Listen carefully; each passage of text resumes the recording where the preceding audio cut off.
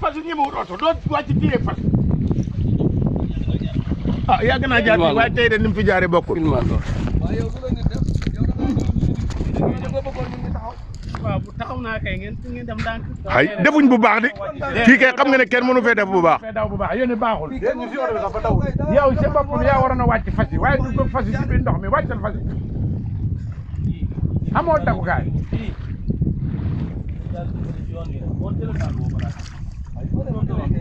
wala dem na. talu daal bi génneel fas yi mu génn daal yi boo demee jënd daal bakk na gën a ëpp daal ah. man kay moom laa yaakaaroon na sax dana dem moom laa doon xëy man xalaatuma woon fas wi sax. nuxure gi ngay dindi sëñ bi. dafa ci génn ba pare. nuxure gi génn.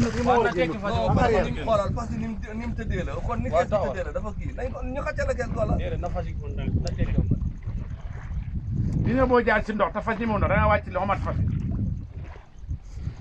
yëfal nga dëkk.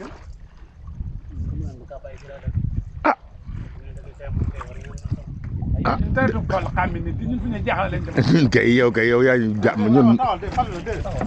fu tax ba si daan arrière gi baabu arrière gi waaw foofu ngay génne arrière gi moom de ñun de defuñ dara ñun fii bu nga xam ne wàcc dox sax lañ bëggoon a def ñun wàcc dox lañ bëggoon a def di.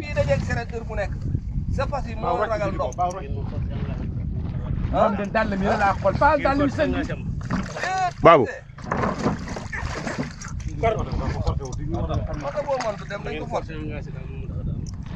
ñun forcé wuñ de fii kenn mënu fee dawal bu baax. niñ def ni kii bi man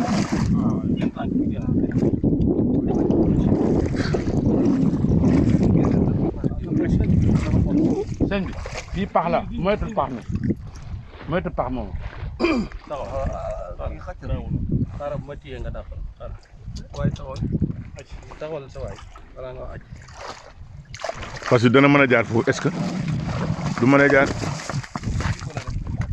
ok loolu nga kay yow yéen a ànd yow. man luñ de. waaye téye nga waay génneel fas yi ba mu romb doxal ko saako ma la sax sëñ bi.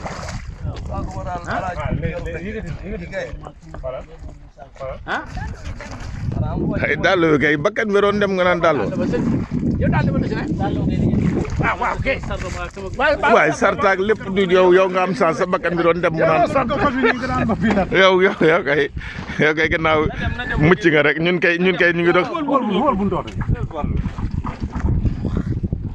yow fay nga xool de ji nga fay ne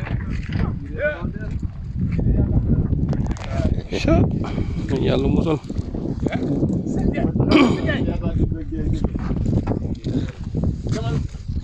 sëñ bi na sant Guèye. ah yow de doom bàyyi fi métti na de. daal waa nga ne de. jarul sax jéem a dem xalaat doo ko sax fële moom booba ak ay sëñ bi waaw yow ñu ngi laa jéggalu rek lu yàlla dogal la waaye rafetal na ko